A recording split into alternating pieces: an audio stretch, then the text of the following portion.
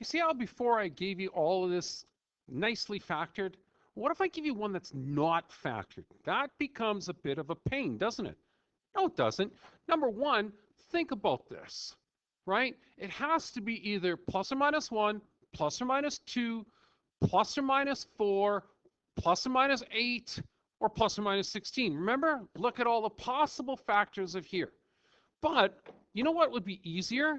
Is if you just turn around and just threw this into your calculator, which is exactly what I did. Then I'm going to punch graph. There we go. And that's what it looks like.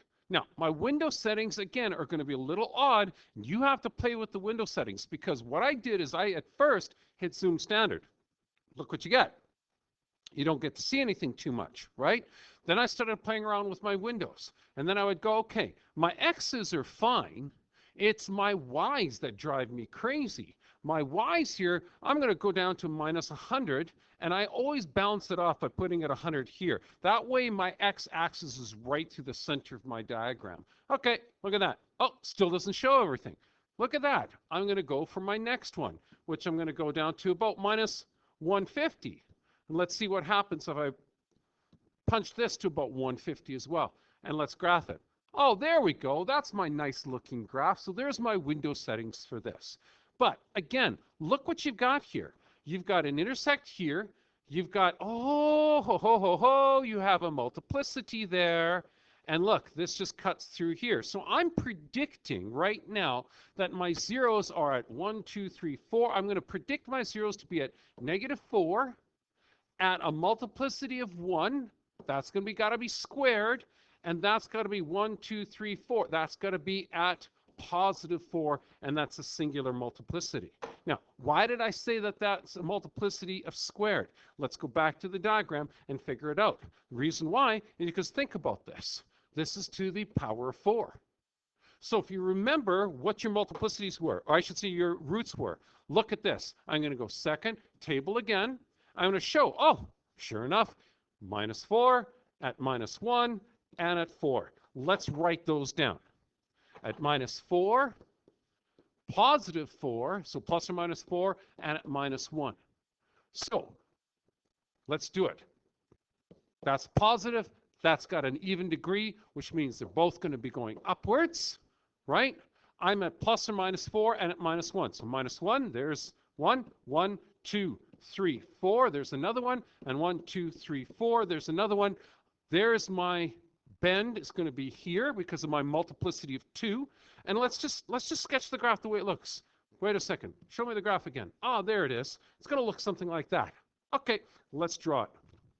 Okay, so it comes in this way, a little bit of a bend this way, big dip here, and away we go. Beautiful. Looks something like that. Okay, now the thing that's interesting here is the graph itself told me the multiplicity.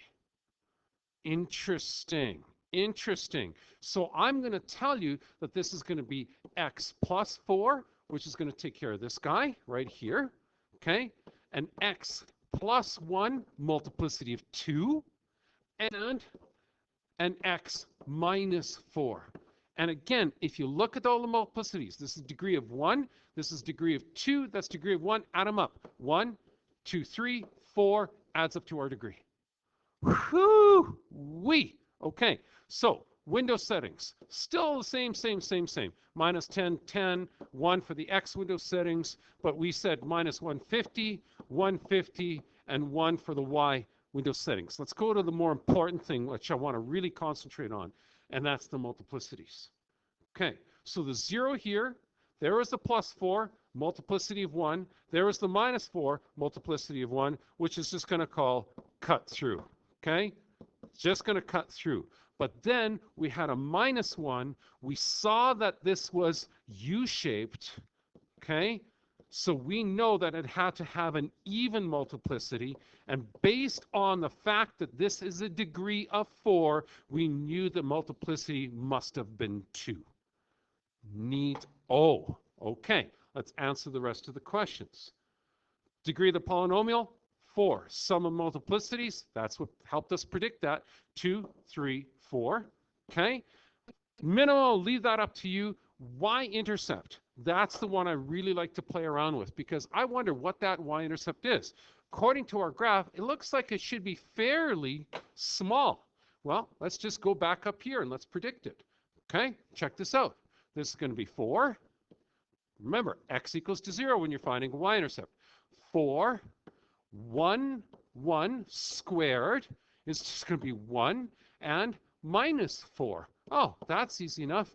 This intersect actually is minus 16. And I know what you're saying. That can't be minus 16. That looks like it's so close to 0. Well, yeah, but remember, this is at minus 150. This is at positive 150. So minus 16 is just a little snippet here. Okay? So yeah, that's one of the reasons why it looks like that. Don't believe me? Again, go into your calculator, right? Go second calc. Find me the value when x equals to 0, and you'll see it is, in fact, minus 16. I didn't lie to you. Isn't that interesting the way that works out, hey? So, did we answer all the questions? Yep. Y-intercept at minus 16, and we're good to go.